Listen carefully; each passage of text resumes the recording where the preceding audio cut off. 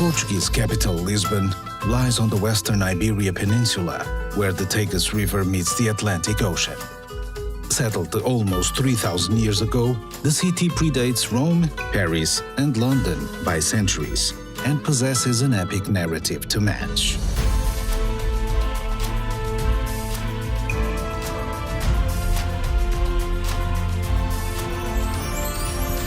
From its early days as a Phoenician outpost to its expansion into a 16th century trading giant, from the Great Earthquake of 1755 to its glorious reconstruction, Lisbon has long been a city of shifting fortunes.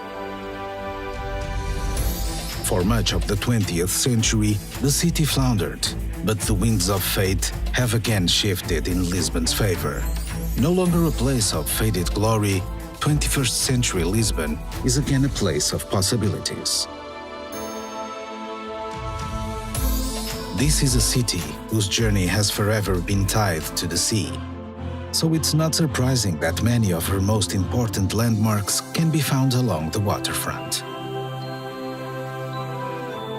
Rising from the banks of the Tagus River, the fortified elegance of the Torre de Belém stands as a reminder of Portuguese prestige and power in days of old.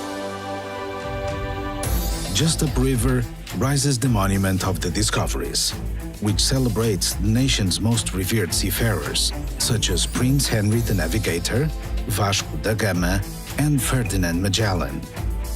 Climb to the rooftop and look down upon the Mapa Mundi below, which charts the routes and discoveries of Portugal's intrepid mariners. Nearby, continue your voyage into Lisbon's seafaring past at the Jerónimos Monastery. Vasco da Gama spent his last night in prayer on this site before departing on his epic voyage to the Orient in 1497. The vast monastery that stands today was funded by the incredible wealth that da Gama's spice route brought to the city. This vast monastery complex is also home to the city's Maritime Museum, which preserves relics from Portugal's golden age of sail.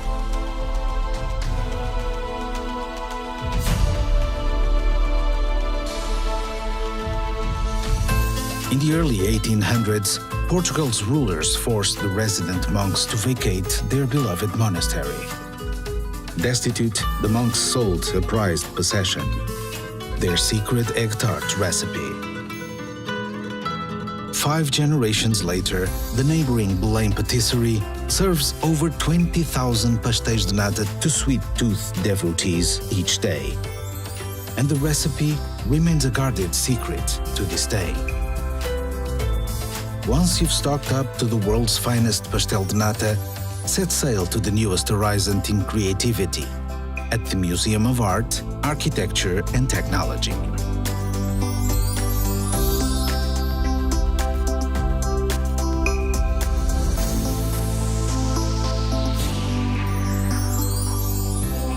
Further upriver, the Portuguese love of the sea continues at the city's acclaimed Oceanário, where hundreds of species glide by in a celebration of a global ocean.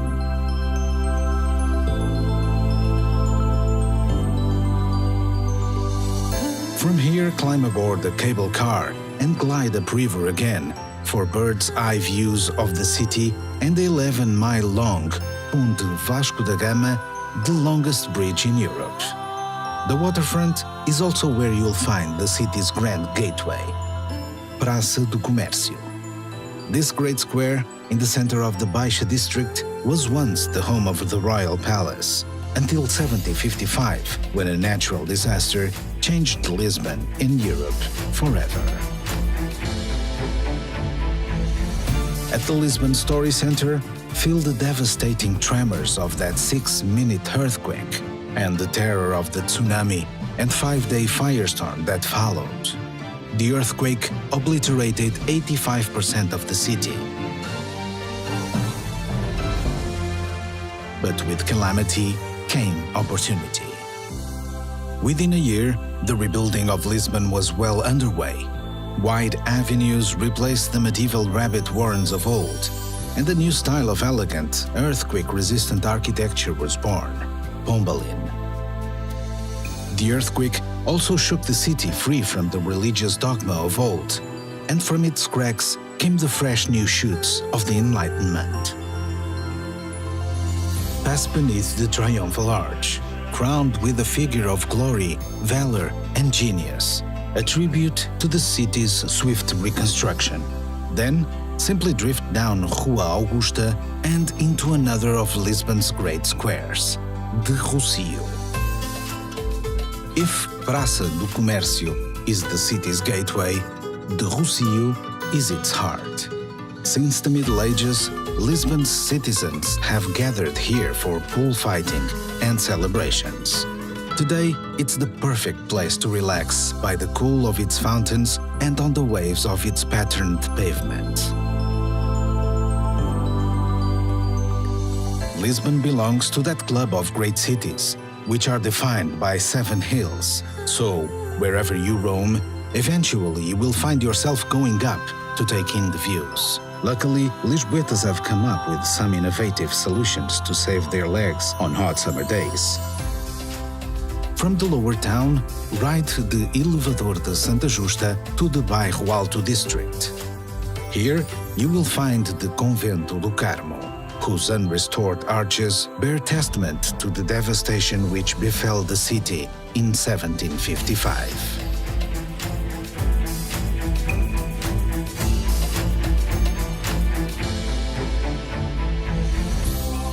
Climb aboard Tram 28, which passes some of the city's most iconic sites. Then, from Portas do Sol, make the climb to Castle of St. George. From high on the battlements of this 11th century Moorish citadel, the red-tiled roofs of Lisbon spread out before you, stepping down to the lower town and the blue Tagus beyond.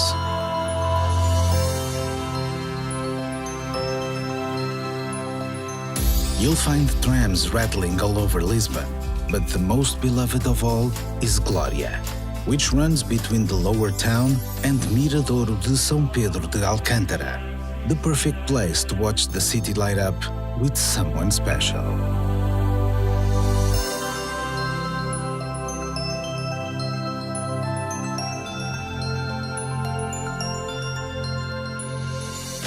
Although the great earthquake reduced much of Lisbon to rubble and ash, the ancient suburb of Alfama was spared. Lose yourself amid the ancient cobblestones and steps, where cafes, bars, and artisan shops have taken residence in the dock workers' homes of old.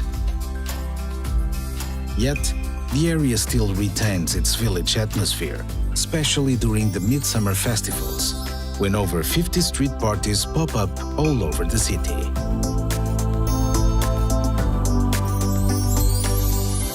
The Alfama is home to the Romanesque towers of Lisbon's cathedral, whose walls date back to the Second Crusade, when the city was liberated from the Moors.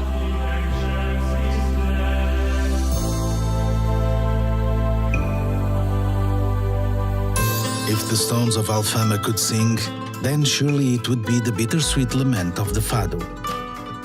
At the Fado Museum, discover the traditional song of Portugal, which originated in the bars and laneways of the Alfama. Then, as the sun gets low, join locals in a Fado bar and listen as professional and up-and-coming fadistas sing the heart-rending stories of the working class and the sea.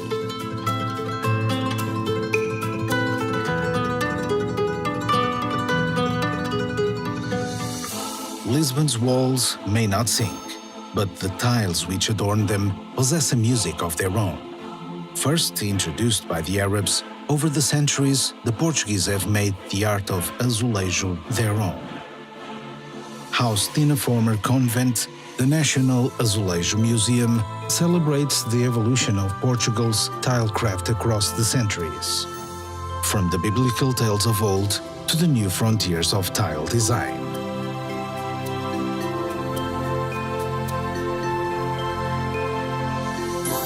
You'll find azulejo at every turn in Lisbon, from the practical to the purely decorative. But to see the Sistine Chapel of tiles, head to the city's north, to Fronteira Palace.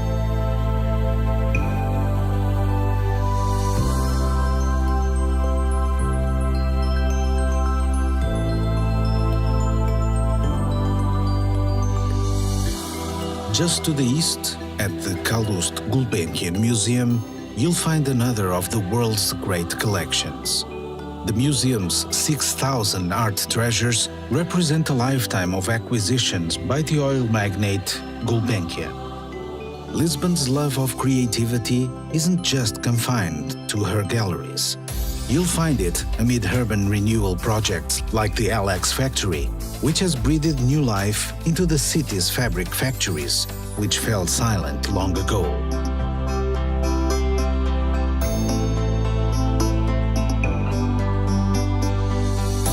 You'll find creativity on the communal tables of the Mercado da Ribeira, where some of the city's most innovative chefs and brewers reinterpret age-old traditions.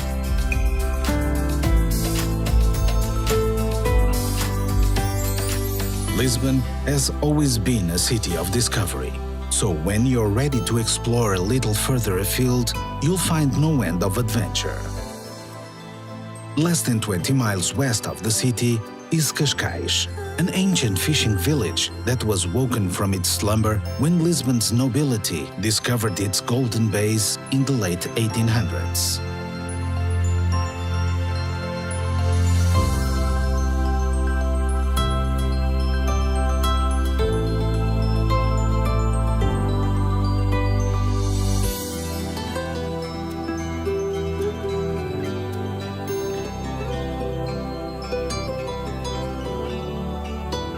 Another playground for Portugal's monarchs was Sintra, the home of the Summer Palace.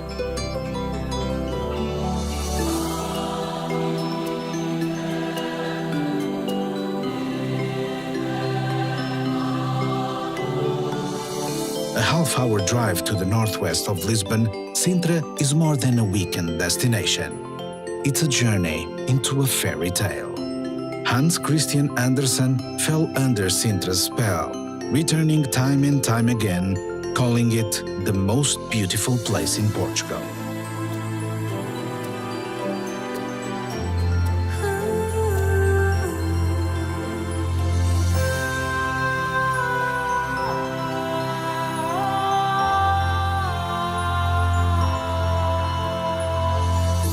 From Sintra, it's just a short drive to the incredible coastline of the Sintra-Cascais Natural Park.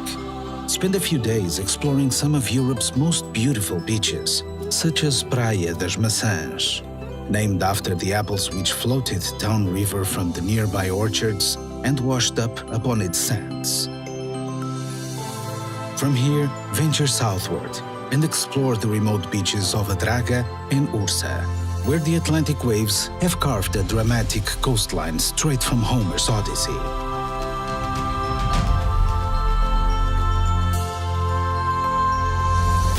At Cape Roca, stand upon the cliff top, which until the 14th century was considered the end of the world.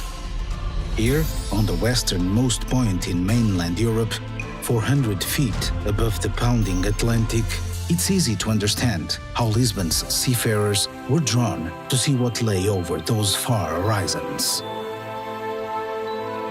Yet, no matter what wonders they saw, what riches they found, they always yearned to return to their city, Lisbon, the Queen of the Sea.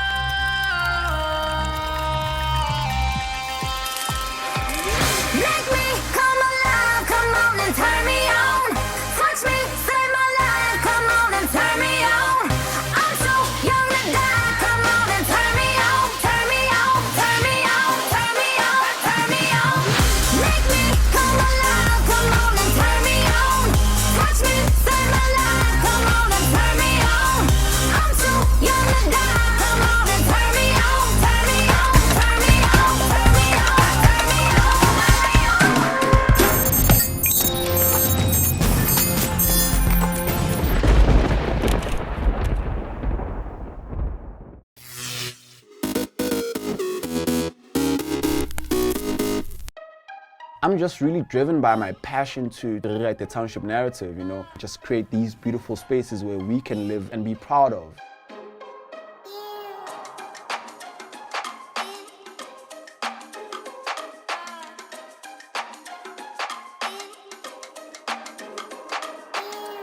I started cleaning sneakers in the backyard.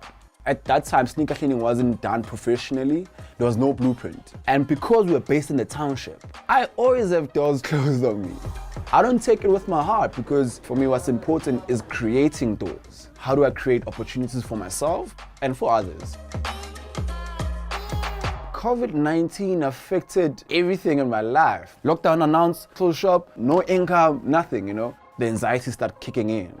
I said to my team, guys, no one is coming to save us. We need to really find ways to move within this. And that's how I started my other businesses. I started Look Fresh, I started Live Fresh. When I pivoted, it wasn't because I planned. It was really, how do I then maneuver? How do I move out of this and make sure that I survive and I still put food on the table for my team? I really think it's important to keep moving. I don't think any opportunity should find you waiting. So opening doors for me was really like creating opportunities. If you ever needed someone, it's right now, you know, so we need to really open doors for each other so that we survive this.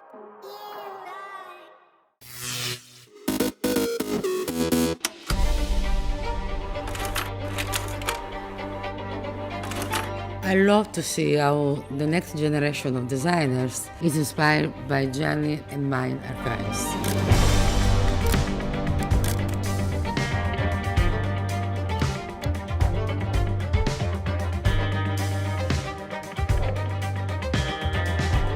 I think that keeping the legacy of Versace ongoing is part of my job, and the new generation of designers are the ones who are going to keep the legacy going.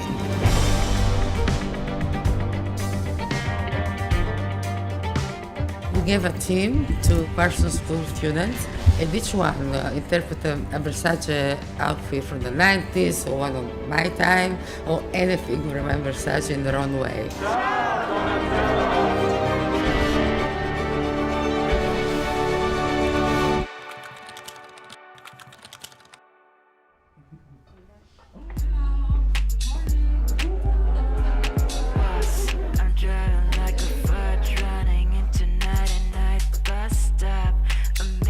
I'm very excited about you in this project, Versace. I want you to feel free to interpret the archive the way you see it today, you know?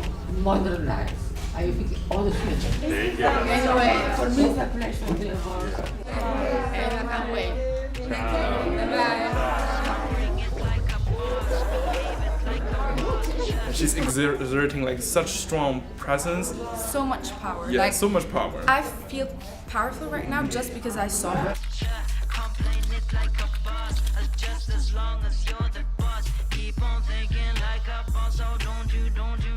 One of the things that I noticed and made me so happy was the excitement of each designer of the look we were given and the way they interpreted it. And I was thinking Versace is always about hedonism and the sense of a desire. I decided to ask myself what sexy means today. When the body moves, the drapes actually creates emotion. It was a lot of fun experimenting. The collection that I was signed was Spring/Summer '92. It was amazing because I'm a person that loves proportions and huge volumes. And I was thinking about moving this kind of showing the body, bringing to menswear. It's all about kind of having fun and kind of being able to laugh at yourself. Essentially, I started with the two dresses that create these pieces that kind of capture your attention in this kind of fun and very Versace way. I mean, essentially, it's a love letter to Donatella. And so I like the combination of sort of these more ancient, traditional techniques of the wet molding and these more modern, technological techniques that have developed in recent decades, like the 3D modeling and 3D printing. I wanted to really pick up both on that idea of the slashing and on the sort of playful punk, the kind of pop punk, and bring out those. So looking at polystyrene, you're saying for X-ray specs, and this kind of joyful, more sort of vinyl clad. So I decided to kind of make a collage that reminds us a bit of Andy Warhol's Campbell's soup cans. Well, hopefully I'd like her to wear it. I think one of the challenges for me was like taking someone else's codes, so like the House of Versace, and kind of having to see it through your own world. And I think we all did a really good job with that. Huge challenge, like from the get-go, was just the pressure and sort of like the daunting reality of getting to work with a house like Versace. I didn't expect to see something similar to what me or Gianni did in the past. I expect to see something that reminds me of the future of fashion. And this is what we did, exactly.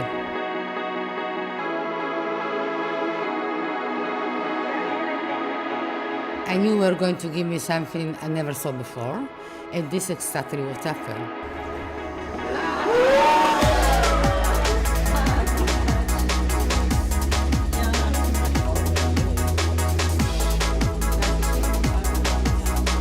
Guarda, questo sono io. Really good. Oh my God. Hi, everyone. I love it. That is difficult, to translate in a modern way, and you did it. I love the contrast between the top and the bottom. Contemporary, this is not couture. I like the contrast very, very much. Oh, this is amazing. I loved it. And so I decided to look into the goddess of war, Athena, as my inspiration, as my muse. I love the touch of contemporary you put in this. I transform Athena in a modern woman today. Yes, it's fabulous. I want something that's very sexy but have a twist, have fun with it. It's a lot, but it's put in a way that not every little thing. Thank you. Grazie.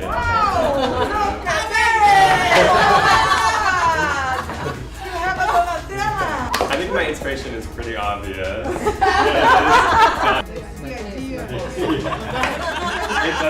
You know what? I think you got passionate with fun. Yes. When fun and passion, that's not good passion. That's right, you inspire me. If you take it too seriously, it's not good passion. Go with a sense of humor. Yeah, sense of humor is the thing also. Yes. Congratulations. Thank you so much. Thank you for having us. Thank you. I know you did an amazing job. Congratulations. Hope to see you soon again. Yes. I found the result of the project really, really fun, really, really extreme, which something I really was looking for, and then really, really Versace. 3, 1, 2, 3. Versace!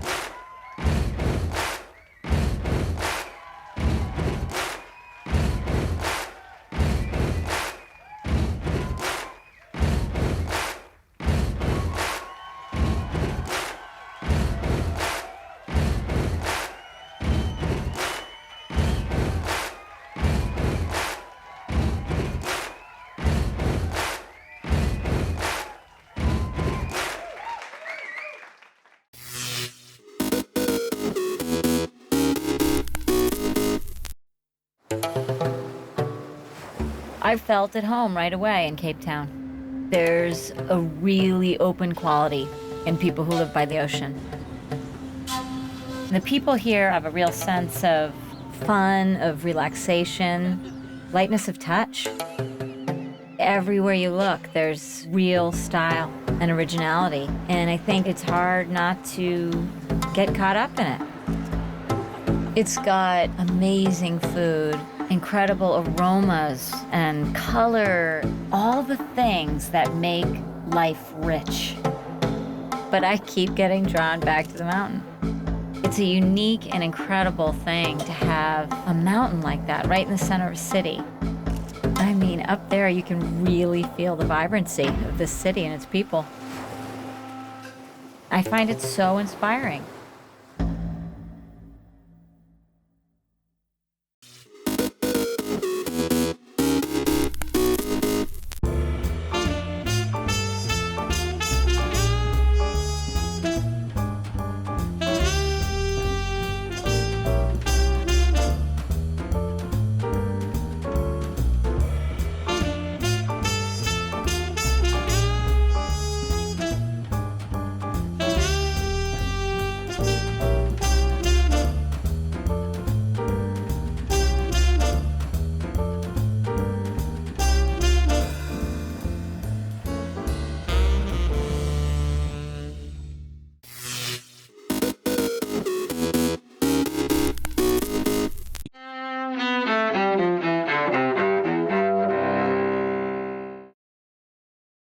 December 2nd, 1954. Traitors are not gentlemen, my good friends. They don't understand being treated like that. In Washington, the U.S. Senate takes the rare step of condemning one of its own, Joseph McCarthy, Republican of Wisconsin.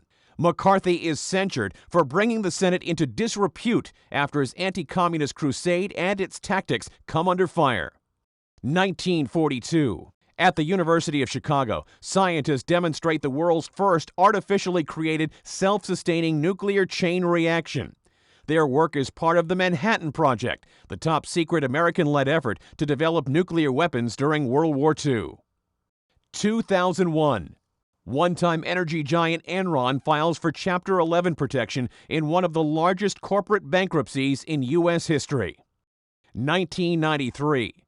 In Colombia, Pablo Escobar, one of the world's most notorious drug lords, is shot to death by security forces in Medellin. And 1982. In Salt Lake City, Barney Clark receives a permanent artificial heart in the first operation of its kind. Dr. Robert Jarvik is the inventor of the device implanted into Clark's chest. I don't think I could have expected it to go better. I certainly could have and did have fears that it could have gone much, much worse. Clark lives 112 days with the artificial heart after the operation at the University of Utah Medical Center. Today in history, December 2nd, Ed Donahue, The Associated Press.